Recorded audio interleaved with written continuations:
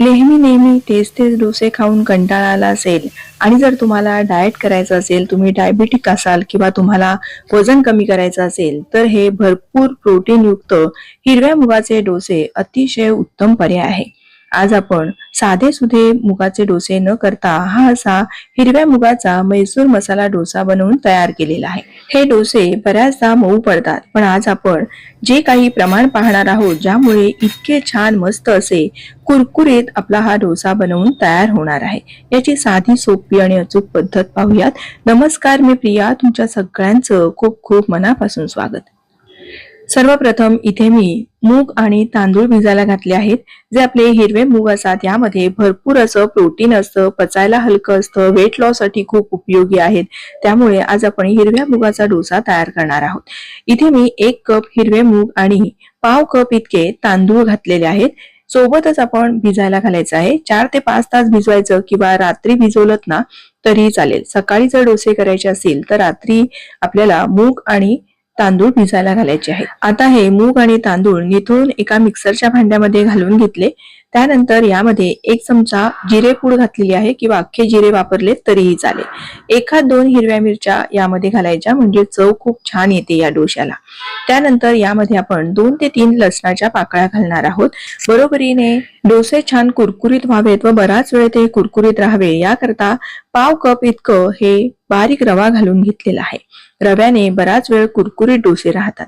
त्यानंतर काही कढीपत्त्याची पानं घालून घ्यायची आहेत आणि हे आपल्याला वाटण्यासाठी ना कुठलं वेगळं साधं पाणी न घालता जे आपण मूग आणि तांदूळ भिजवलेलं पाणी आहे ना तेच यामध्ये घालायचं.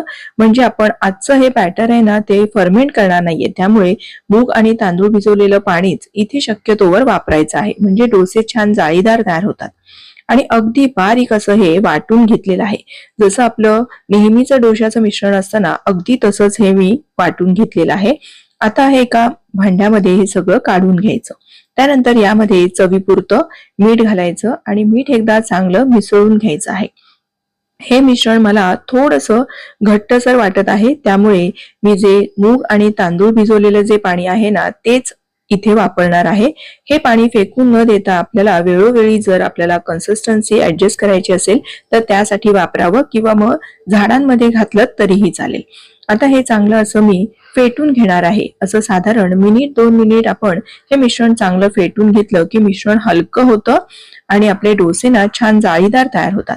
बघा, यामध्ये असे हे हवेचे बुडबुडे आलेले आहेत. याचाच अर्थ आपलं फर्मेंटेशन जरी झालं नसेल तरी सुद्धा डोसे अगदी छान बनवून तयार होतात, म्हणजे जाळीदार होतात.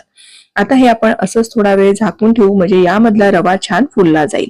तोवर आपण मैसूर मसाल्याची जी चटणी असते ना ती बनवणार आहोत. त्याकरता मी 2 चमचे तेल गरम केलेलं आहे. तेल चांगलं गरम झालं की मग यामध्ये 1 टेबलस्पून इतकी ही चण्याची डाळ घालायची आहे. ही डाळ मी स्वच्छ एखाद्या ओलसर कापडाने पुसून घेतलेली आहे. ही डाळ सुद्धा चांगली 1-2 मिनिट अशी परतून घ्यायची तेलामध्ये, म्हणजे छान खमंग चटणी तयार होते.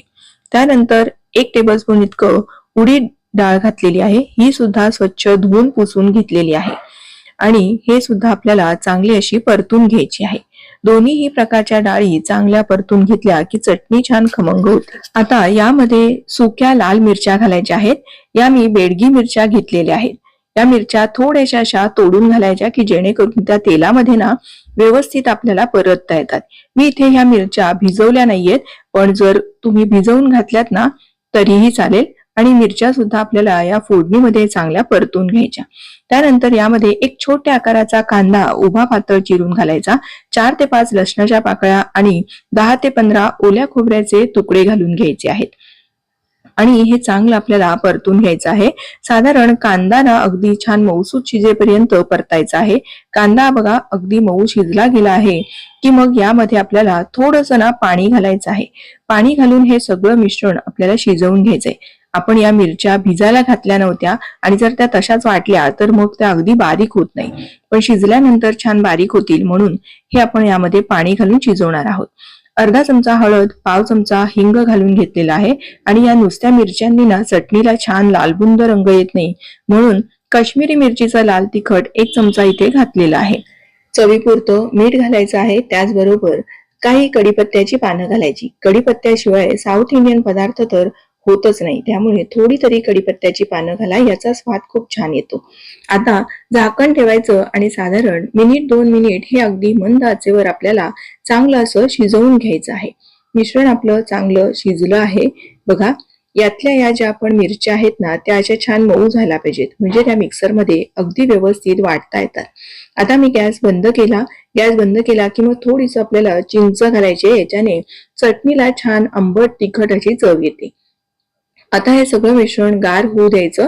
गार झालं की मग आपण हे एका मिक्सरच्या भांड्यामध्ये घालून अगदी चांगली बारीक अशी चटणी वाटून घेणार आहोत. बघा, आपली ही मैसूर मसाल्याची चटणी बनवून तयार झालेली आहे. या चटणीमुळे या डोश्याला खूप छान अशी चटपटीत अशी चव येते. या पद्धतीने फार पातळ नाही किंवा फार जाड नाही अशी ही चटणी बनवून तयार केली. आता आपलं हे डोश्याचं मिश्रण सुद्धा आहे ना, चांगलं तयार झालेलं आहे. बघा, असं एकसंध पळीवरून मिश्रण पडलं पाहिजे असं आपलं मिश्रण असायला हवं, म्हणजे जसं नेहमीच आपलं डोश्याचं असतं की नाही, अगदी तसंच. आता आपण डोसे तयार करायला घेऊ. इथे मी बिडाचा तवा गरम करायला ठेवलेला आहे. त्याला नारळाच्या शेंडीने हे असं तेल लावून घेते. पण जर तुम्ही बरेच दिवस हा तवा वापरला नसेल ना, तर कांद्याने तेल लावायचं, म्हणजे डोसे तव्याला अजिबात चिकटत नाही. कायम लक्षात ठेवा, कांद्याने तेल लावून घ्यायचं आहे. आणि आता हा तवा चांगला आपल्याला गरम होऊ द्यायचा आहे. तेल लावायचं आणि मग गरम केला की पहिला जरी डोसा असेल ना, तरी सुद्धा तो चिकटत नाही. आता थोडंसं तव्याचं टेम्परेचर कमी करण्यासाठी पाणी घातलं आणि एखाद्या सुती कापडाने हे तवा चांगला असा पुसून घ्यायचा आहे. मग एक पळी डोश्याचं मिश्रण घालायचं आणि पळी अजिबात न उचलता गोल गोल गोल गोल एकाच दिशेने आपल्याला हा डोसा असा पसरवत घ्यायचा आहे, म्हणजे अगदी व्यवस्थित पातळ असा डोसा पसरवता येतो. गॅसची आच अगदीच लहानच ठेवायची आहे, कारण आपल्याला आणखीन यावर बरीचशी प्रक्रिया करायची आहे. आता काय करायचं, तर थोडंसं वरचं मिश्रण सुकल्यासारखं दिसलं की थोडं तेल, तूप किंवा बटर तुम्हाला जे आवडेल ते यावर घालून घ्यायचं आणि मग जी आपण मसाल्याची जी चटणी तयार करून घेतली आहे ती सगळी या डोश्यावर अशी पसरवून घ्यायची. सगळ्या बाजूने एकसारखी अशी ही पसरवून घ्यायची. म्हणूनच गॅस लहान ठेवा असं सांगितलं होतं, नाहीतर आपला डोसा करपण्याची शक्यता असते. आता मी हा तवा शिफ्ट करून करून सगळ्या बाजूने एकसारखा डोसा शेकवून घेणार आहे, कारण गॅसची आच अगदी शेवटपर्यंत पोहोचत नाही आणि मग मध्यभागी लालसर डोसा होतो आणि कडेने व्यवस्थित शेकला जात नाही. आता यावर जी मसाला डोसाची भाजी असते की नाही, ती सगळी यावर मध्यभागी अशी घालून घ्यायची आहे. ही भाजी कशी करायची हे जर तुम्हाला हवं असेल तर मला कमेंट करून नक्की सांगा, म्हणजे मी भाजीचा व्हिडिओ तुम्हाला आवर्जून दाखवेन. आता यावर थोडासा बारीक चिरलेला कांदा, थोडी बारीक चिरलेली कोथिंबीर घालायची, कारण कच्चा कांदा जरी दाताखाली आला ना तर खाताना खूप छान लागतो. आता हा डोसा आपण असा फोल्ड करून घेऊ. बघा, काय सुंदर आपला चमकदार असा डोसा बनवून तयार झाला आहे. अगदी छान कुरकुरीत हा डोसा तयार होतो आणि बिडाच्या तव्यावर केलेले डोसे ना चवीला सुद्धा खूप छान लागतात. बघा, काय सुंदर एकसारख्या रंगावर हा डोसा शेकला आहे. बरं, या आवाजावरून बघा, अतिशय कुरकुरीत असा आपला हा डोसा तयार झाला आहे.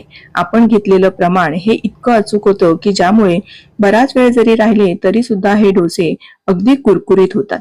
या चटणी बरोबर किंवा सांबार असेल, सांबाराबरोबर हा डोसा खायला खूप छान लागतो. बघा, काय सुंदर रंग आलेला आहे. एकसारखा आपला हा डोसा भाजून तयार झाला आहे. बराच वेळ जरी राहिला तरी सुद्धा बघा असा छान कुरकुरीत हा डोसा होतो. तुम्ही डायबेटिक आहात किंवा जर तुम्हाला वेट लॉस करायचे किंवा भरपूर प्रोटीन युक्त खायचं आहे तर हा डोसा अगदी उपयुक्त आहे. असा हा आठवड्यातून एकदा तरी नाश्त्यासाठी जरूर बनवून पहा आणि तुमचा अनुभव माझ्यासोबत शेअर करा. व्हिडिओ आवडला असेल तर एक लाईक करा, तुमच्या मैत्रिणींना आणि नातेवाईकांना जास्तीत जास्त शेअर करा. पुन्हा लवकरच भेटूया अशाच एखाद्या छानशा रेसिपीसह. धन्यवाद.